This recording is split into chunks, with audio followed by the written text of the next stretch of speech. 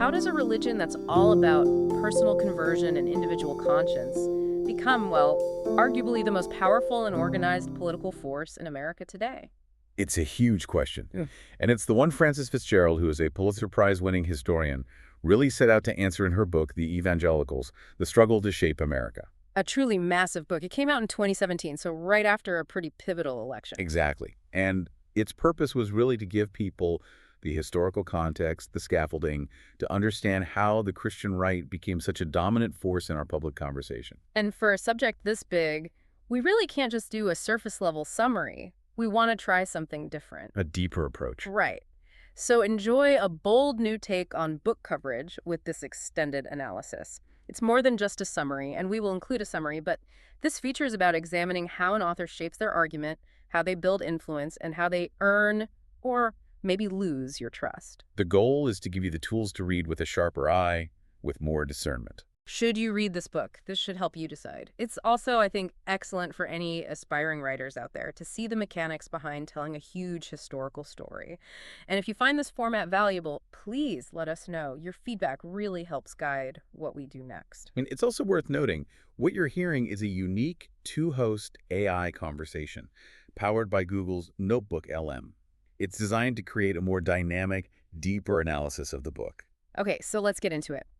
The subject FitzGerald is tackling is this huge, sweeping history focusing mainly on white American evangelical Protestantism. A movement defined by tension right from the start. So what's the tone she takes? This is a sensitive topic. It is, and her tone is crucial. It's very calm, interpretive, and descriptive. She treats the faith of her subjects seriously, which gives her a lot of credibility. But she's also not afraid to be critical of the political excesses or the historical blind spots she finds. So she's aiming for explanation, not a takedown. Precisely. Okay, to give everyone a roadmap, let's just quickly walk through the historical points she hits. Where does this whole story really begin? It starts with the Great Awakenings back in the 18th century. These were massive religious revivals that were all about a personal relationship with God, this religion of the heart. And that often challenged the old formal church structures. Right. It had this egalitarian streak that gave the movement its initial energy. And that energy fueled a lot of the 19th century. Cultural dominance, missionary work, and big moral reform efforts. Abolition, temperance, things like that.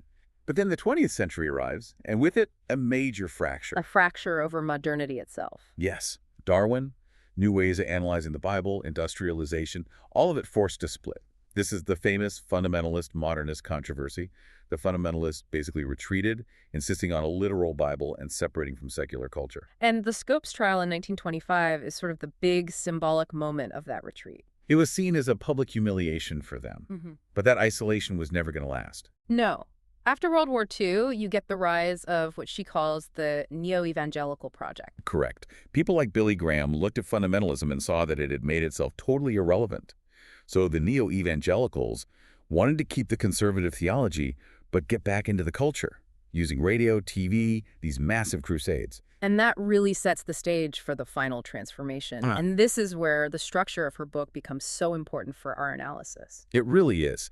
She dedicates something like the last 40% of the whole book to the period after the 1970s. The rise of the Christian right. That's the focus. That structural choice is her argument in a nutshell. She documents how this revival religion morphs into an incredibly powerful political force, fighting battles over school prayer, then abortion, then sexual ethics, all the way up to the 2016 election. So that's the summary. Now let's really get into the analysis, into the lens FitzGerald uses, and how that shapes what you as a reader actually come away with. Let's do it. Okay, first up, the author's credibility, her ethos. We're talking about a distinguished historian, over 700 pages, just packed with scholarship. She's writing from a secular, liberal point of view, but the goal is explanation. And this is where her framing becomes so critical. She says it right up front. She states that this book is a history of the white evangelical currents necessary to understand the Christian right and its opponents. That's a very specific, deliberate choice, a limitation. It's a huge one. But I wonder, is that limitation maybe necessary? I mean, for a book this size, if you're trying to explain the political situation, don't you have to narrow your focus to the most politically relevant groups? Otherwise, it becomes completely unmanageable. That's a fair argument, but we have to look at the rhetorical effect of that choice. Some critics have said that her narrative becomes, and this is a quote, Curiously pinched and narrow. Pinched and narrow, how so? Because the consequence of that selection bias, of focusing so tightly on the white conservative stream, is that it sidelines other massive, vibrant parts of American evangelicalism. Who are we talking about specifically? Black evangelicals, Latino evangelicals, Asian American Anabaptist groups. I mean, these are communities with their own deep theological tradition. On our own histories. Exactly. By largely excluding them, the book overlooks evangelicals who were central to the abolition movement, or who were deeply involved in civil rights, or who work for peace and justice today. And they often draw on that same religion of the heart to build a theology of equality. So for you as the reader, this matters. The selection of who's in and who's out really determines what counts as the main story. It does. By focusing on the groups that turned rightward, the history naturally points toward a single political outcome. The implied message becomes that the central story of American evangelicalism is its right-wing political journey. Let's talk about her narrative strategy. To make this huge topic readable, she builds it around these biographical nodes, these larger-than-life figures. It's a very smart way to structure a 700-page book. You get Jonathan Edwards, George Whitefield, Charles Finney, then Billy Graham, Jerry Falwell. Each one personifies a major shift in the movement. It creates a lot of pathos, a lived drama. You feel the intensity of the revivals, the conversions, the moral panics. It brings it all to life. I mean, her description of the shift from the deeply intellectual Edwards to the populist, fire and brimstone Charles Finney, that's the story of how modern American religion learned mass marketing. But there's a trade-off to that approach, isn't there? A very distinct one. This strategy can't help but privilege charismatic leaders who, as we said, are almost all white men, over how the movement actually worked on the ground. So the grassroots practices. The grassroots, the powerful networks of lay women who often led the charge on social reform, the daily life in non-white evangelical communities, it reinforces a top-down political view of the movement, where all the change seems to come from a famous man in a pulpit. Right. Now, if you find yourself questioning these deep dives, maybe feeling you need a quick summary to reset, remember to look for Mindful Moments. That's our YouTube channel. It offers AI book analysis, summaries, and critiques, all designed to inspire reflection and rational thought. Okay, so back to the argument structure. Let's talk about the book's implicit thesis. It's really powerful.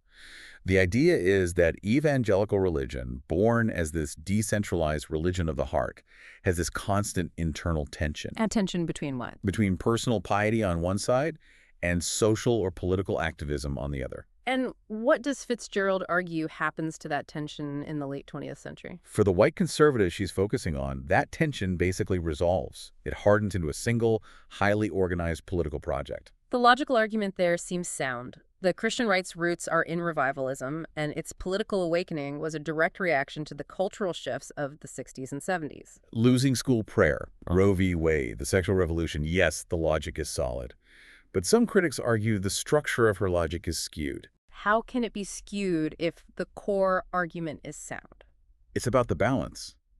By dedicating more than half the book to the political history of the Christian right, it risks leading the reader to infer that evangelicalism simply is the Christian right. It flattens the movement's diversity. It absolutely does. It makes the movement seem monolithic, even if FitzGerald herself knows it's not. The danger is that the political story, the one about Jerry Falwell and the Republican Party, ends up swallowing the religious history whole. And it obscures the fact that millions of evangelicals aren't primarily political actors. Millions. They're focused on missions or charity or just their personal faith. They hold all sorts of political views. So the question becomes, does a history written this way just describe a movement, or does it actually help define it in the public mind as a political bloc? That is a critical question for any reader trying to be discerning. So let's bring this all together. What does this rhetorical construction really mean for someone trying to get a genuine understanding of the topic? I think it all synthesizes into one key concept. The book's structure implicitly teaches you to read backward. Explain that. What is a read backward effect? Well, by creating a chronological story that culminates so heavily, so intensely in the Christian right's political victory, you are sort of encouraged to see every earlier event. As just a step on the road to today's culture wars. That's it, exactly. You start to see the Great Awakenings, the 19th century reforms, even the founding of Bible colleges, as just the prehistory for modern conservative politics.